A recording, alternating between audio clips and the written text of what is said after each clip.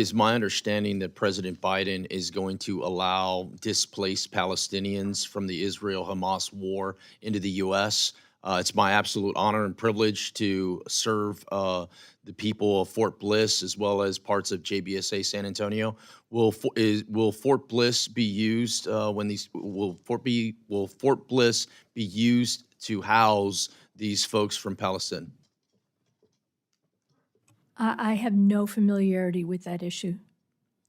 I That's the raise first time. that because, as my colleague Mr. Rutherford mentioned on the 3D printing, Fort Bliss is the Swiss Army knife of the Army, right?